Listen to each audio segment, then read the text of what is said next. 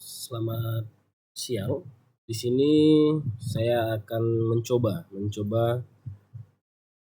mengenal ataupun mempelajari salah satu bahasa pemrograman yang lagi hype ya, yang lagi naik, yaitu bahasa Python. Jadi bahasa Python itu menurut saya yang saya coba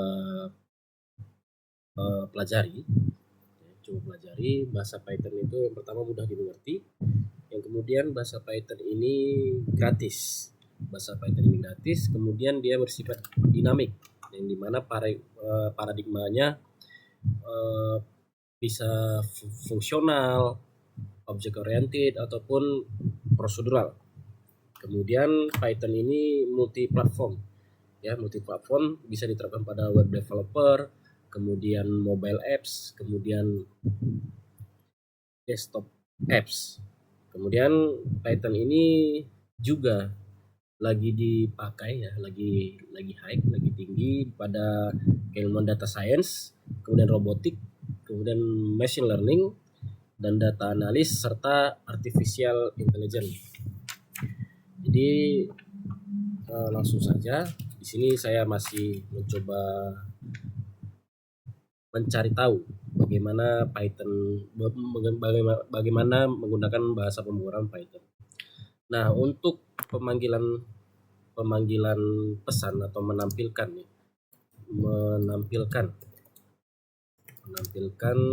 isi pesan itu bisa langsung dengan perintah print buka kurung tutup kurung pakai titik koma, misalkan di sini hello.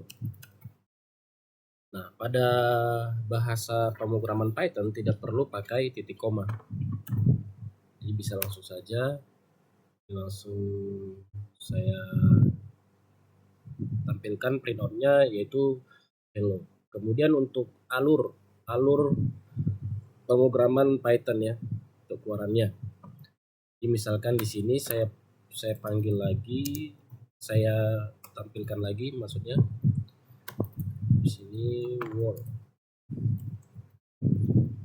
Kemudian dia akan menampilkan secara berurut. Jadi untuk menyatukannya misalkan langsung saja seperti ini. Hello world. Oke. Nah, dia akan menyatu. Jadi di Python ini dia akan memprint berurutan.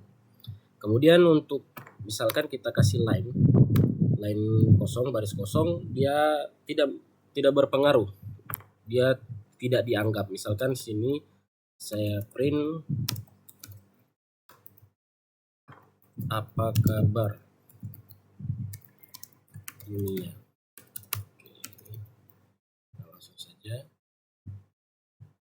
Nah, dia langsung ngeprint hello world dan apa kabar dunia. Di sini tidak dibaca line yang kosong ataupun baris yang kosong. Nah, ini untuk urutan pemanggilan programnya, pemanggilan pesan. Kemudian kita coba mengenal yang namanya variabel. Ya, variabel adalah tempat menyimpan data. Misalkan A sama dengan 10. Jadi di sini 10 merupakan variabel dari A. Jadi si 10 ini merupakan variabel dari A. Oke. Kita mencoba menaruh nilai, misalkan A sama dengan 10, B sama dengan 5. Nah, untuk penamaan variabel itu tidak harus satu huruf. Misalkan saya buat di sini panjang sama dengan 1000. Jadi penamaan variabel itu bisa lebih dari satu huruf. Nah, ini kita sebut, oke, kita sebut saja dia menaruh nilai.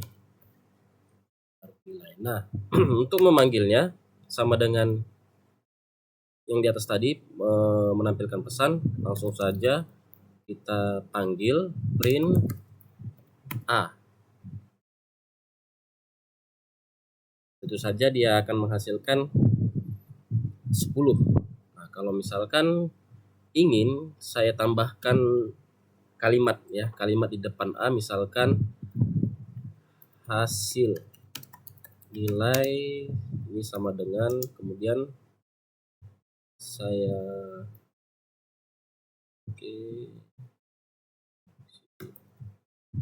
kemudian di sini saya kasih koma, kemudian spasi. Nah, maksudnya di sini adalah dia akan ngeprint hasil nilai dari si A. Jadi coba langsung kita print. Nah, di sini dia akan menampilkan pesan yang kita sampaikan, yaitu hasil nilai 10. Jadi ini bisa saja kita panggil secara berurut. Ini saya copy dulu. Saya copy, oke. Ini saya copy. Ini saya ganti misalkan B. Ini saya ganti panjang. Oke, coba kita print. Oke. Dia menampilkan perintah pemanggilan dari si nilai A, B, dan panjang. Nah, ini untuk menaruh nilai. Ya, jadi variabel itu bisa juga ditaruh nilainya dari penyimpanan data. Kemudian untuk pemanggilan, ini pemanggilan. Untuk pemanggilan, misalkan kita panggil di pemanggilan pertama, misalnya pemanggilan pertama. Jadi ini setelah kita panggil nilai A, dia bisa dipanggil lagi nggak? Tentu saja bisa. Misalkan ini A ya, A sama dengan 10 tadi. Kemudian di sini langsung saja kita panggil nilai A-nya. Nah, dia akan menampilkan nilai A kembali. Jadi kalau misalkan kita ganti misalkan 7, coba kita running. Nah, dia akan menampilkan urutan terakhir dari si A tersebut. Nah, di sini kan A-nya sudah kita ganti dengan 7. Kemudian variabel itu juga ada penamaan. Jadi misalkan kita memberikan penamaan nilai Y. Nah, ini misalkan namanya 10. Nah, ini dia tidak boleh. Ya, tidak boleh. Jadi bagaimana? Jadi di sini harus kita tambahkan underscore. Jadi harus menggunakan underscore ya. Kemudian untuk 10 juta sama dengan 10. Oke. Nah, di sini tidak boleh ya. Ini tidak boleh. Jadi harusnya itu hurufnya di depan ya. Ini. Nah, ini baru boleh. Ini boleh. Nah, kemudian untuk misalkan penamaan seperti ini juga boleh. Ini boleh ataupun ini boleh. Misalkan 17,5. Nah, ini untuk penamaan. Kemudian pemanggilan ya. Pemanggilan kedua. Jadi setelah dipanggil, dia dipanggil